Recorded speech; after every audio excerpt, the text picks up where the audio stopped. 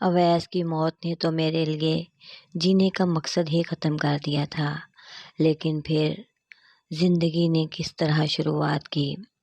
میں ایک بہت ہی اچھی کہانی۔ میں ایک یتیم بچی تھی، چچا کے گھر پرورش پائی۔ انہی کے بڑے بیٹے سے میری شادی ہو گئی۔ گھر کی لڑکی گھر میں ہی رہی، میری زندگی میں کوئی تبدیلی نہیں آئی۔ جیسے پہلے تمام گھر کا کام کرتی اور ہر ایک کی خدمت کرتی تھی، ویسے ہی شادی کے بعد بھی کرتی رہی۔ میرے شوہر کا نام اویس تھا۔ وہ بہت سادہ دل تھے اور مجھ سے محبت کرتے تھے۔ ان دنوں وہ ابھی کمانے کے لائق نہیں ہوئے تھے۔ ہم اپنے سسر صاحب کے دستے نگر تھے، اس وجہ سے گھر میں میری اور میرے شوہر کی حیثیت کم تھی۔ مجھے ان سب کی خدمت میں سکون ملتا کیونکہ یہ میرے اپنے تھے۔ ہمیں چچا جان کا ہر حکم اور فیصلہ بلا چونچرا ماننا پڑتا تھا۔ میری عمر صرف 12 برس تھی جب میری شادی ہوئی۔ بس ایک دن سرخ جوڑا پہن کر میں پلنگ پر بیٹھی۔ اگلے روز چچی نے کہا، بیٹی یہ کپڑے اتار کر الماری میں رکھ دو، قیمتی ہیں، خراب ہو جائیں گے، اور یہ سادہ جوڑا پہن لو۔ کچن کا کام تو تم ہی نے کرنا ہے، پلنگ پر بیٹھی رہو گی تو کام پڑا رہے گا، اسے کون نپٹائے گا۔ میں سمجھ گئی کہ میرے کیا فرائض ہیں، ان سے جان چھڑانے کا تو میں سوچ بھی نہیں سکتی تھی۔ یوں بھی میں کم سنی سے ہی ان کے دباؤ میں تھی۔ انہوں نے میرے ذہن کو یوں اپنے قابو میں کیا تھا جیسے کوئی نازک سی پری کسی جن یا دیو کے قبضے میں ہوتی ہے۔ بے شک وہ مجھ سے بہت کام لیتی تھیں، لیکن اتنی بری عورت بھی نہیں تھیں۔ انہوں نے کبھی مجھے کھانے پینے میں تکلیف نہیں دی تھی۔ بیمار ہو جاتی تو علاج معالجے میں کوتاہی نہیں کرتی تھیں۔ لباس بھی اچھا پہناتی تھیں اور اکثر و بیشتر پیار سے بات کرتی تھیں۔ مجھے ان سے کوئی شکایت نہ تھی۔ جب میرے میاں کمانے کے لائق ہو گئے تو میری بھی اس گھر میں حیثیت بن گئی۔ ہمارا گھر اب خوشیوں کا گہوارہ تھا۔ اولاد کی کمی کے باوجود انہوں نے دوسری شادی کا کبھی سوچا نہ تھا۔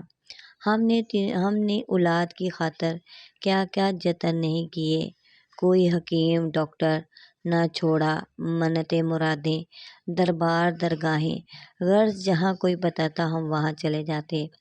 ہم نے ابھی تک امید کا دامن تھام رکھا تھا۔ ان دنوں میرے شوہر کے پاس موٹر سائیکل تھی۔ ایک رات سونے سے قبل میں نے انہیں تکلیف سے کراہتے دیکھا۔ وہ بولے، آج میں موٹر سائیکل پر جا رہا تھا کہ اچانک ایک گلی سے ایک لڑکا نکلا اور میری موٹر سائیکل کے سامنے آ گیا۔ اس کو بچاتے ہوئے میں خود زخمی ہو گیا۔ اویس کی تکلیف پر دل کانپ گیا۔ میں رونے لگی تو انہوں نے کہا، ابھی تو تم میری ذرا سی تکلیف برداشت نہیں کر پا رہی ہو، اگر میں مر گیا ہوتا تو پھر کیا کرتی؟ میں نے ان کے منہ پر ہاتھ رکھ دیا۔ خدا نہ کرے آپ ہمیشہ سلامت رہیں، میں پہلے مروں گی۔ پھر ہم نے کہا ہم اکٹھے جئیں گے اور اکٹھے مریں گے۔ اپنوں کے ساتھ اسی طرح وقت گزرتا رہا۔ اس واقعے کے تیسرے سال اللہ تعالیٰ نے میرے خاوند کو کاروبار میں اتنا منافع دیا کہ انہوں نے ایک نئی گاڑی خرید لی۔ ہم اس نئی گاڑی میں کسی کی بتائی ہوئی جگہ پر گئے بچے کے لیے دعا مانگنے، اور وہاں اویس کے دوست کے ہاں ایک دن ٹھہر گئے۔ میرے شوہر کو مجھ سے اتنی محبت تھی کہ جہاں ہم جاتے اویس نہ صرف بہت اصرار کرتے بلکہ سب سے اچھا سوٹ پہننے کو کہتے، بلکہ تمام زیور بھی مجھے پہنا دیتے۔ اس دن بھی میں نے سب سے اچھے کپڑے پہنے اور کافی زیور پہنا ہوا تھا۔ میری نند بھی ساتھ تھی۔ ایک جگہ گاڑی کھڑی کر کے ہم نے کولڈ ڈرنک پی، ہنستے مسکراتے خوش واپس آ رہے تھے کہ اچانک ایک تیز رفتار ٹرک سامنے آ گیا۔ مجھے بس ایک دھماکہ سنائی دیا، اس کے بعد مجھے کچھ نہیں معلوم کہ کیا ہوا۔ میرے شوہر کا تمام جسم گاڑی میں پھنس کر زخمی ہو چکا تھا۔ انہیں رک رک کر سانس آ رہا تھا اور جسم سے خون ابل کر گاڑی کو رنگین کر رہا تھا۔ مجھے بھی کافی چوٹیں آئیں، زخموں سے خون بہہ رہا تھا اور میری سانس بھی برائے نام چل رہی تھی۔ البتہ میری نند جو پچھلی نشست پر بیٹھی تھی اسے معمولی چوٹیں لگی تھیں۔ وہ پوری طرح ہوش و حواس میں تھی۔ جائے حادثہ پر بہت لوگ اکٹھے ہو گئے۔ ہمارے پیچھے ایک گاڑی آ رہی تھی جس میں میاں بیوی سفر کر رہے تھے۔ در حقیقت انہی لوگوں نے ہماری مدد کی۔ وہ ہمارے محسن تھے۔ انہوں نے اپنی کار روکی اور ہمیں کچھ لوگوں کی مدد سے نکالا۔ انہوں نے دیکھا کہ میرے شوہر کی سانسیں باقی ہیں جبکہ میں بے حس و حرکت ہونے کی وجہ سے میں تقریباً مر چکی تھی۔ وہ ہمیں جلد از جلد ہسپتال لے گئے۔ اس عورت نے کسی کو بھی ہمارے قریب نہ آنے دیا اور تمام زیور اور گھڑی اتار کر پرس میں رکھ لی۔ لوگوں کی مدد سے کار میں ہمیں ڈالا اور پولیس کی کارروائی کا انتظار کیے بغیر ہسپتال لے آئے۔ یہاں میرے شوہر اور میں انتہائی نگہداشت کے وارڈ میں داخل کر لیے گئے تھے جبکہ میری نند کی مرہم پٹی کر کے اسے رخصت کر دیا گیا۔ میری نند نے گھر فون کر کے اطلاع دی۔ اطلاع ملتے ہی گھر والے اسپتال آ گئے۔ شاید میرے شوہر کی سانسیں گھر والوں کے انتظار میں ہی کمزور ہو گئی تھیں۔ ان کے آتے ہی انہوں نے دم توڑ دیا اور اپنے خالق حقیقی سے جا ملے۔ اب ڈاکٹروں نے میری جان بچانے کی ہر ممکن کوشش کی۔ ان محسنوں نے تمام زیور اور سامان میرے گھر والوں کے حوالے کیا۔ جب مجھے ہوش آیا تو میں یادداشت کھو چکی تھی۔ سب گھر والے میرے گرد جمع تھے مگر میں انہیں پہچان نہ پا رہی تھی۔ ڈاکٹروں نے ہر ممکن کوشش کی کہ میری یادداشت لوٹ آئے۔ اگرچہ میں میٹرک پاس نہیں تھی لیکن میرا ذہن اس طرح کام کر رہا تھا جیسے کسی اعلیٰ تعلیم یافتہ آدمی کا ذہن ہوتا ہے۔ اس تبدیلی پر سب ہی حیران تھے۔ 1 ماہ تک میری یادداشت گم رہی۔ میں بے تحاشا خمیازہ بھگت رہی تھی۔ بازوؤں کا ڈاکٹر نے 3 بار آپریشن کیا۔ رفتہ رفتہ زخم اچھے ہونے لگے۔ اس وقت تک مجھے علم نہیں تھا کہ اویس فوت ہو چکے ہیں۔ گھر والے مجھے بتاتے بھی نہیں تھے اور نہ ہی میں سمجھ سکتی تھی۔ ڈاکٹروں نے میرے گھر والوں کو مشورہ دیا کہ وہ مجھے دماغی امراض کے ماہر ڈاکٹر کے پاس لے جائیں تو شاید میری یادداشت لوٹ آئے۔ میری نندیں ساتھ تھیں۔ کار میں ہم جا رہے تھے کہ اچانک سامنے ایک تیز رفتار ٹرک آ گیا۔ کار کو ایک زوردار جھٹکا لگا اور مجھے محسوس ہوا جیسے میں ابھی نیند سے جاگی ہوں۔ یکدم ہی مجھے ہوش آ گیا۔ میں نے حیران ہو کر ادھر ادھر دیکھا۔ کار چل رہی تھی۔ میری نندیں میرے گرد بیٹھی تھیں۔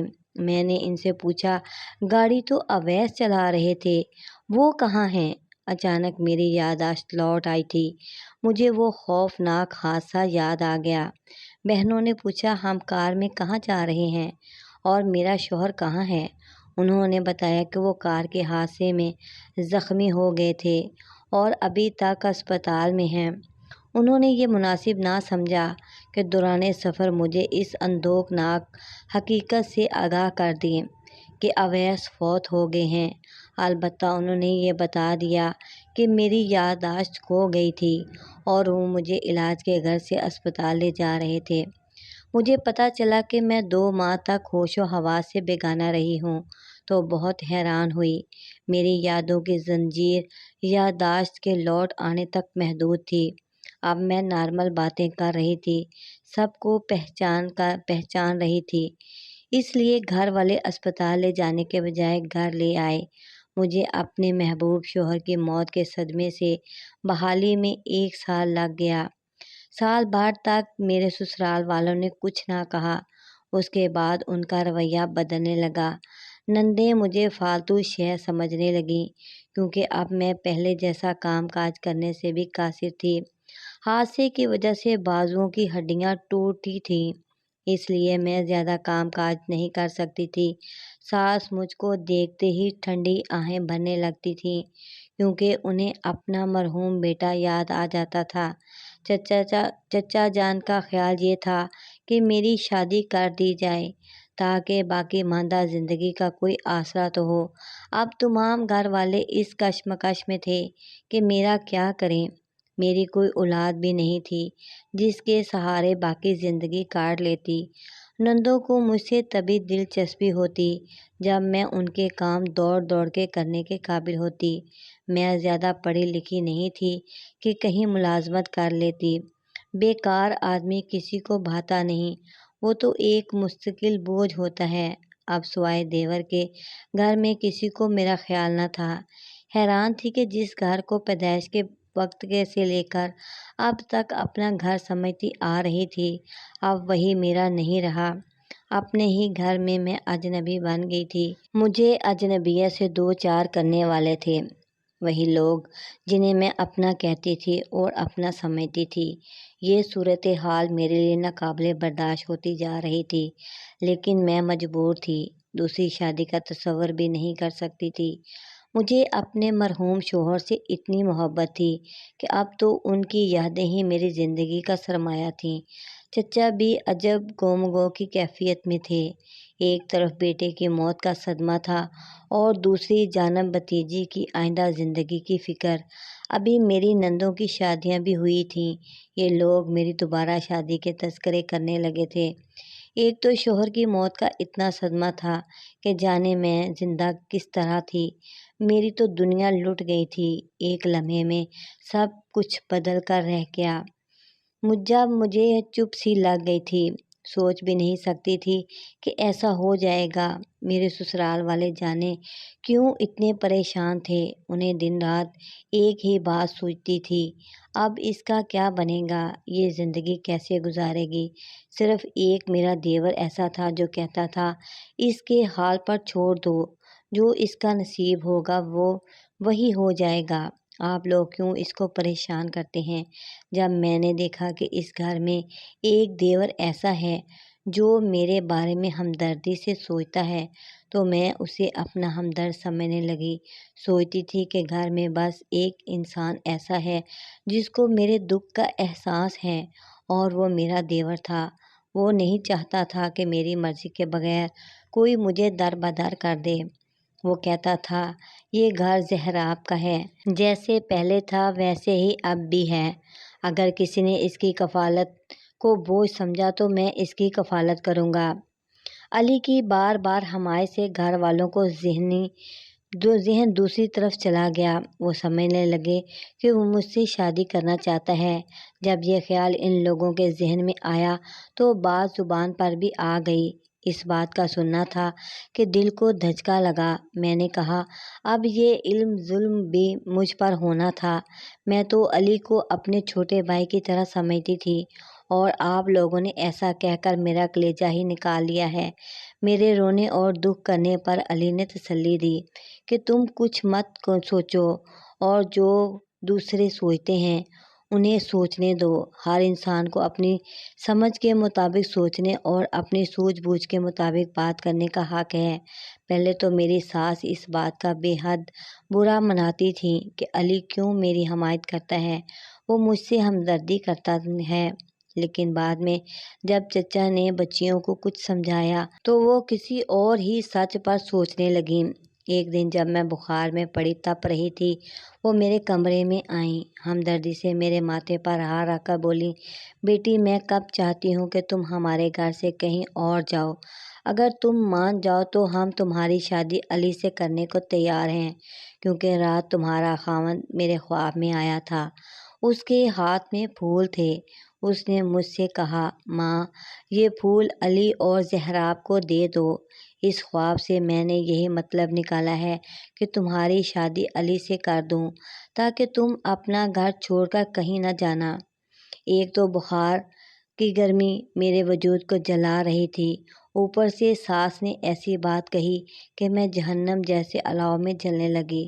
میں نے ساس کی طرف سے نفرت سے منہ پھیر لیا اور کہا مجھے چند دن کی مہلت دے دیجیے، ٹھیک ہو جاؤں گی تو خود ہی کہیں چلی جاؤں گی۔ میرا یہ جواب سن کر وہ خاموش ہو گئیں اور کمرے سے چلی گئیں۔ میں سوچنے لگی کہ یہ لوگ کتنے خود غرض ہو گئے ہیں، کیا ان سے میرا کوئی دوسرا حصہ نہیں ہے سوائے بہو ہونے کے؟ اگر میں ان کی بہو نہیں رہتی تو اس گھر میں رہنے کا کوئی حق نہیں ہے۔ اپنے کمرے میں منہ لپیٹے پڑی رہتی تھی اور گھر کے تمام افراد سر جوڑ کر میرے بارے میں مشورے اور منصوبہ بندیاں کرتے رہتے تھے۔ میں نے سوچ لیا تھا کہ ان لوگوں کا ساتھ نہیں دوں گی، یہ گھر چھوڑنا پڑا تو چلی جاؤں گی، 6 ماہ تک اندر ہی اندر کھچڑی پکتی رہی، کسی نے مجھے کچھ نہ کہا۔ ایک دن چچا اور چچی آئے اور کہنے لگے، بیٹی ہم تیرے بزرگ ہیں، یہ تم مانتی ہو، ہم یہ نہیں چاہتے کہ تم ہمارے گھر چھوڑ کر کسی اور گھر جاؤ، پہلے تو ہماری بہو تھی، اب بیٹی بھی، تمہارے بارے میں سوچنا ہمارا فرض ہے۔ ہم نے علی کو سمجھایا ہے اور وہ تو مان گیا ہے، اب تم بھی مان جاؤ تاکہ 2 بول نکاح کے پڑھو، اگر پڑھوا کر ہم ایک طرف ہو جائیں اور بڑا بوجھ ہمارے سر سے اتر جائے۔ اس وقت میں نے ان سے الجھنا مناسب نہ سمجھا، بس اتنا کہا، آپ مجھے 2-4 دن سوچنے کی مہلت دیجیے۔ دل میں ٹھان لی کہ اب اس جھگڑے کو ختم کر دوں گی، کچھ کھا کر زندگی ختم کر لوں گی یا گھر سے نکل کر کسی دارالامان میں جا کر پناہ لے لوں گی۔ اس رات بہت رو رو کر دعا مانگ کر سوئی کہ اے اللہ تو ہی میری رہنمائی کر اور مجھے کوئی اچھا راستہ سجھا دے۔ علی سے تو میں شادی کا سوال ہی پیدا نہیں ہوتا۔ آدھی رات تک کروٹیں بدلتی رہی، نہ جانے رات کے کون سے پہر نیند آ گئی، کیا دیکھتی ہوں کہ اب کے اویس خواب میں آئے، ان کے ہاتھوں میں پھول ہیں، انہوں نے کچھ پھول میری جھولی میں ڈالے اور کچھ علی کو دیے اور کہہ رہے ہیں تم علی سے سمجھوتا کر لو، میں اس میں خوش ہوں۔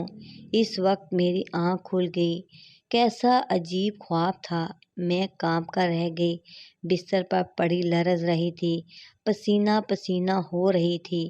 کچھ عرصہ پہلے یہی خواب میری ساس نے دیکھا تھا اور میں سمجھتی تھی کہ وہ ایک جھوٹا خواب مجھے سنا کر اپنا مطلب نکالنا چاہتی ہیں، اور میرے خدایا، تو کیا وہی خواب میرے لاشعور نے دہرا دیا تھا؟